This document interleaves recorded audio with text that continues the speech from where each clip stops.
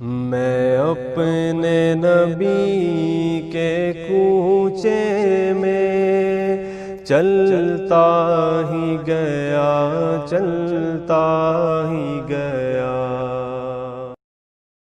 ہاں جی، اور کسی کا سوال؟ ایک منٹ، ایک وقت میں ایک سوال، آپ کا ایک سوال ہو چکا ہے جی۔ ہماری مسجد میں صبح فجر کی نماز کے ٹائم پہ درس قرآن ہوتا تھا، تو مؤذن میں پہلے سے ہی ریل پہ قرآن رکھتے تھے، سب کے سامنے پڑھا ہوتا، اور وہ لوگ سب نماز پڑھ رہے ہوتے، قرآن سامنے ہی پڑھا ہوتا، تو اس میں حرج ہے؟ نہیں، قرآن سامنے پڑھ کے کیا کرتے ہیں وہ؟ قرآن ایسے رکھے ہوتے ہیں نا، کھول کے؟ نہیں کھول کے ہاں، پہلے ہی رکھ دیتے تاکہ بعد میں ذرا شروع۔ کوئی حرج نہیں، قرآن اگر سامنے پڑے ہوئے ہیں اور اس طرف کوئی قرآن کو تو سجدہ نہیں کر رہا نا، اس سے کوئی فرق نہیں پڑتا۔ ایسا تو بیسیکلی کر کو نہیں رہا ہوتا، لیکن وہ تو اسی کتاب نہیں نہیں، کوئی مسئلہ نہیں ہو رہا ہوتا، ایسے نہیں ہوتا۔ دوسرا، قرآن اللہ کی صفت ہے، اور قرآن پاک اگر سامنے رکھا ہوا ہے تو وہ تو پھر خانہ کعبہ جس کے سامنے ہو، تو خانہ کعبے سے تو قرآن افضل ہے نا، قرآن تو خانہ کعبے سے افضل ہے نا۔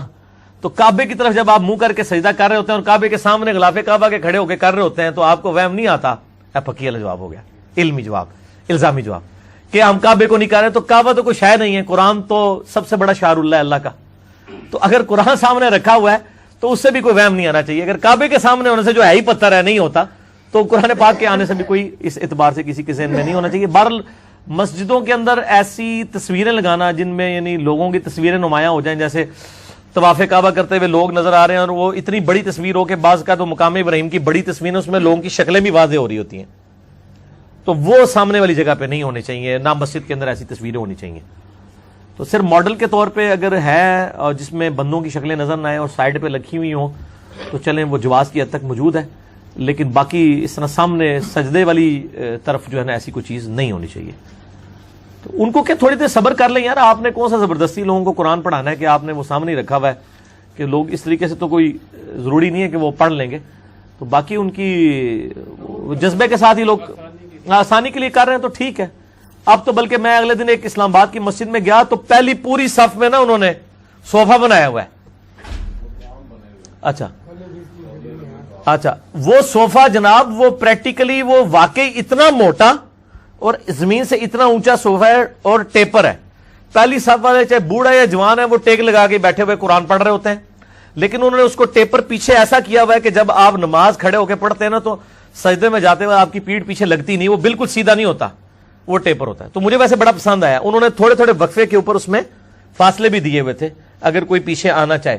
ایک تو فائدہ یہ ہے کہ پہلی صف والا جس کو جلدی ہے اس کے لیے وہ سترے کا کام کر دے گا کہ وہ ایسے سے آگے سے گزر کے پیچھے نکل سکتا ہے، اور دوسرا وہ جو ٹیک بھی لگا سکتا ہے۔ تو اس طرح کے بھی یہ نہیں لوگ، ہاں جی، لیکن یہاں تو مطلب وہ لوگ پہلے مسجد میں تو کرسی پہ بیٹھ رہے ہیں، کوئی بید بھی سمجھتے ہیں آپ، میں کہتا ہوں آپ کسی مسجد میں کرسی میں بیٹھ کے، اہل حدیث کی تو میں بات نہیں کرتا، ان میں تو پھر بھی سینس موجود ہے، باقی کسی مکتب فکر کی مسجد میں آپ کرسی کے اوپر یوں بیٹھ کے قرآن پڑھ کے بتائیں نا، تو وہ تو آپ کو گستاخی کا فتویٰ لگا دیں گے، وہ تو کہیں گے یہ کرسی پہ بیٹھا ہوا ہے، ٹانگ پہ ٹانگ رکھی ہوئی ہے، وہ کلچر ہی نہیں ہے نا۔